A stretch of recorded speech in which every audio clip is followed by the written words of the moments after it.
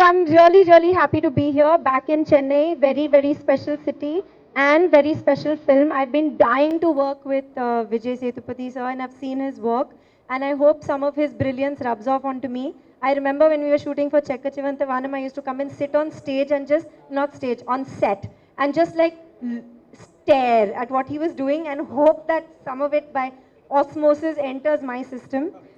So I'm really looking forward to it. It's going to be a huge challenge matching up to him, and I hope I can manage even a bit, and I hope I get to learn a lot. I want to congratulate you, your first film, and I'm really looking forward to working with you. And Seven Screen Studios and Viacom 18, thank you for having me here, and I really look forward to start shooting again. And I hope to have all the love that you guys always give me. Thank you so, so, so much.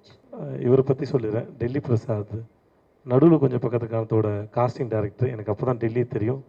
Almost 2010லேருந்து எனக்கு டெல்லியே தெரியும். ரொம்ப ரொம்ப புத்திசாலியான சென்சிபிளான ஒரு ஆள், பொறுமையான ஒரு ஆள். டெல்லியோட ஐடியாஸ் எப்பவுமே கொஞ்சம் அவுட் ஆஃப் த பாக்ஸ் இருக்கும். அவர் யோசிக்கிறது ரொம்ப நல்லா இருக்கும். 4-5 கதை சொன்னார். இந்த கதை தான் ப்ரொடியூசருக்கு பிடிச்சிருந்தது, எனக்கும் பிடிச்சிருந்தது. இவர்கிட்ட இன்னொரு ரொமான்டிக் ஸ்டோரி இருந்தது, அது எனக்கு ரொம்ப பிடிச்சிருந்தது. அதுவும் பிடிச்சிருந்தது, இதுவும் ரொம்ப பிடிச்சிருந்தது. ஸோ டெல்லியோட ஒர்க் பண்ணுறது நான் ரொம்ப எக்ஸைட்டடாக இருக்கேன். And Parthiban sir, thanks sir. நானும் போயிட்டு அதுக்கப்புறம் எனக்கு பிடிச்ச நிறையா மனுஷங்க இருக்காங்க. பிரேம் சார் திரும்பி சினிமாட்டோகிராஃபர் வருவார்னு சொன்னது எனக்கே ஒரு 4 நாள் மட்டும் தான் சொன்னாங்க. அவர் திரும்பி ஒர்க் பண்ணுறாருன்னு எனக்கு ரொம்ப பெரிய சந்தோஷம். பாலாஜி வந்தது. ஸோ மொத்தமாகவே எனக்கு ரொம்ப நெருக்கமானவங்க வந்ததுக்கு நான் ரொம்ப கம்ஃபர்டபுளாக இருக்கேன். வணக்கம் தலைவர், எப்போ தான் வரீங்களா? காலைல வந்துட்டிங்களா? ஓகே. ஸோ இங்கே வந்து அத்தனை பேருக்கும் ஸோ இங்கே வந்து அத்தனை பேருக்கு ரொம்ப நன்றி. அப்புறம் முக்கியமாக லலித் சாருக்கு. லலித் சார் வந்து உங்களுக்கு இவரை பார்த்தா என்ன தோணுதுன்னு தெரியாது, ஆனால் எல்லாம் தெரிஞ்ச ஒரு மனுஷன். நிஜமாக டெசிஷன் மேக்கிங்கில் வந்து கிங். இவர் அவ்வளோ யோசிப்பாப்பில், ஆனால் முடியே கொட்டாது. அவ்வளோ யோசிப்பார். நான் சொல்கிறேன்னா அவ்வளோ ஸ்ட்ராங்காக யோசிப்பார். பட் ரொம்ப தங்கமான மனுஷன். என் கூட 96 இவர் தான் வாங்கி ரிலீஸ் பண்ணார். ஸோ அவரோட நான் ஒர்க் பண்ணல, ரொம்ப சந்தோஷப்படுறேன். 1979 ஆகஸ்ட் 3ஆம் தேதி ஒரு பெரியவர் வந்து ஒரு வீட்டுக்குள்ளே வராரு. வந்தால் அந்த வீட்டில் இருக்கவங்களுக்கு குழந்தை இல்லை, ஒரு 10 வருஷமாக குழந்தையே இல்லைன்னு சொல்லிட்டு அந்த குறையை சொல்கிறாங்க. சொன்னால் அவங்க என்ன செய்கிறாருன்னா, அந்த அத்திவரதர் காஞ்சிபுரத்தில் இருக்கிற கோயிலுக்கு போய் ஒரு எலுமிச்சம்பழத்தை வேண்டி அங்கே வச்சுட்டு எடுத்துகிட்டு வந்தீங்கன்னா உங்களுக்கு குழந்தை பிறக்கும்னு சொல்லிட்டு அது சொல்லிட்டு போயிட்டார். ஒரு 40 வருஷம் கழித்து மறுபடியும் 2019 மறுபடியும் அந்த வீட்டுக்குள்ளே அந்த பெரியவர் வராரு. வந்து பார்த்தா 40 வயசுலேருந்து 40 குழந்தைங்க. வதன்னு ஒரு வருஷம் கூட நிறுத்த முடியல அந்த குழந்தைங்கள. என்னம்மா இவ்வளோ குழந்தைங்க அப்படின்னா, நீங்கள் சொன்ன மாதிரி தாங்க அத்திவரதர் கொண்டு போய் எலுமிச்சம்பழம் வச்சுட்டு வந்தோம்.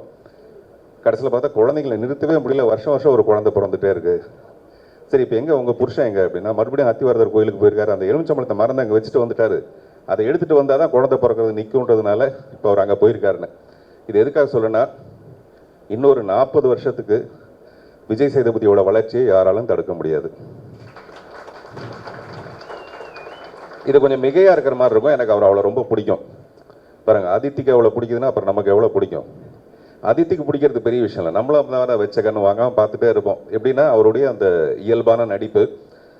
இங்கே மேடையில் கூட பார்த்தீங்கன்னா அவர் பேசுறது இது எல்லாமே இதை விட இயல்பாக ஒரு மனுஷன் இருக்கவே முடியாதுங்கிற அளவுக்கு இருக்கும். அதனால் உங்களை எல்லாருக்குமே பிடிக்கும் சார்.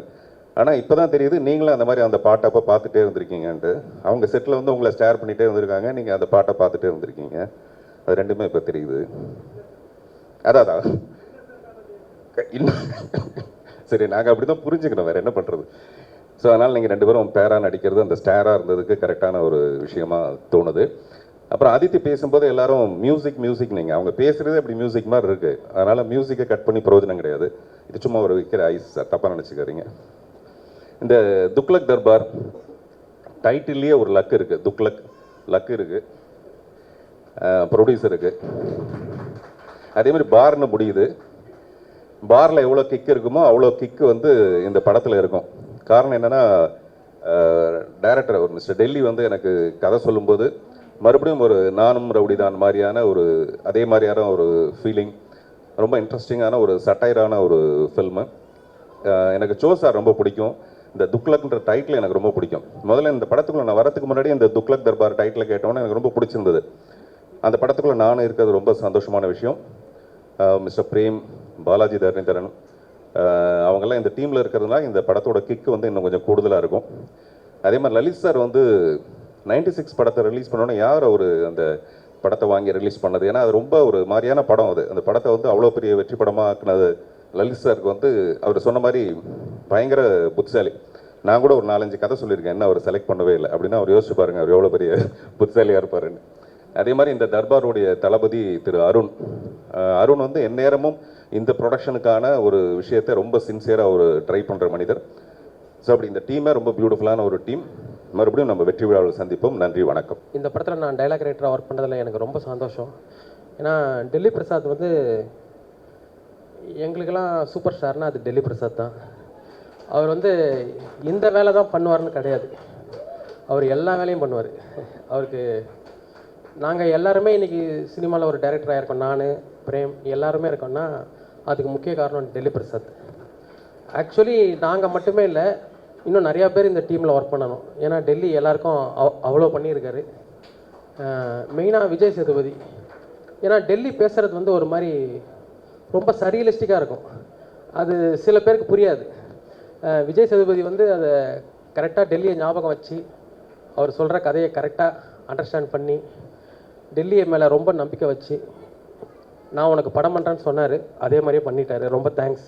சரி, ரொம்ப தேங்க்ஸ். அது சாதாரண விஷயம் இல்லை, ரொம்ப தேங்க்ஸ். இந்த ப்ராஜெக்ட் சூப்பராக வரும்ன்றதுல எனக்கு எந்த டவுட்டும் இல்லை, கண்டிப்பாக சூப்பராக வரும். தேங்க்ஸ். ஆக்சுவலாக நான் இந்த படத்துக்கு முதல்ல எப்படி உள்ளே வந்தேன்னா, யாராவது ஒரு கேமராமேன் ரெஃபர் பண்ண சொன்னாங்க.